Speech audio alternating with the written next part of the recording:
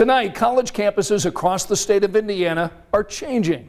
13 Investigates learn more students are bringing emotional support animals to college. Our 13 Investigates reporter Sierra Putman discovered over the last several years, more dogs, cats, snakes, even tarantulas are living on campus.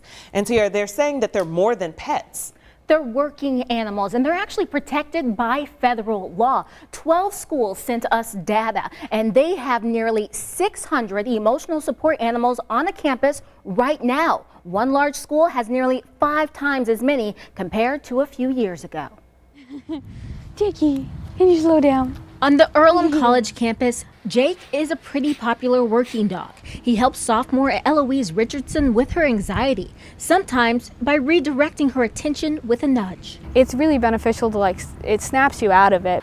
He's one of 35 emotional support animals on campus. At Ball State, Lily is one of 147 ESAs. You'd be so good. Jesslyn Scherer's roommate suggested getting the kitten. Lily helps her with severe anxiety and depression following a string of family deaths this year. Just having someone there, she really does a lot. Both Jesslyn and Eloise provided a pile of paperwork to get these animals on campus. It's not just open season. Anyone that wants a pet can come on campus. No, I definitely wouldn't say that. Janelle Jobe runs Earlham's Office of Disability and Accessibility. She says a therapist or doctor must document the disability and how the ESA helps. Veterinary records are also required. Is it just a pet?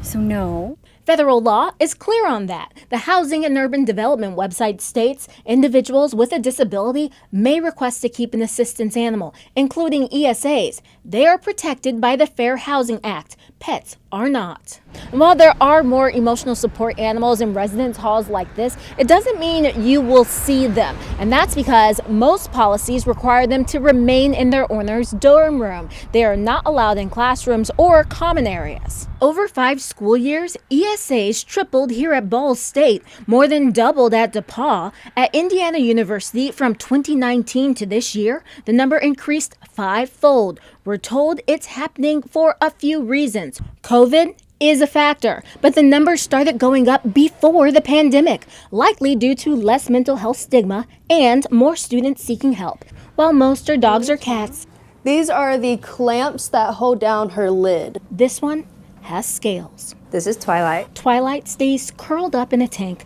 until Mackenzie Shadrick takes her out for a cuddle. She's a sweetheart.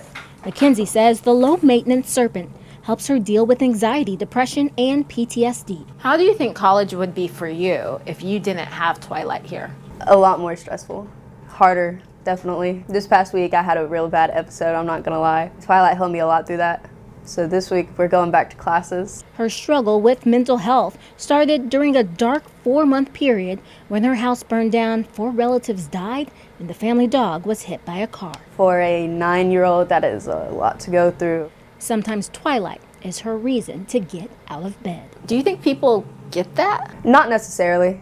I say maybe if they went through what others do, then they would kind of grasp that information. And understand. It's kind of like a little hug. Whether it's a snake, cat, or dog, but emotional support animals are helping students tackle more than meets the eye. Good boy. Good boy.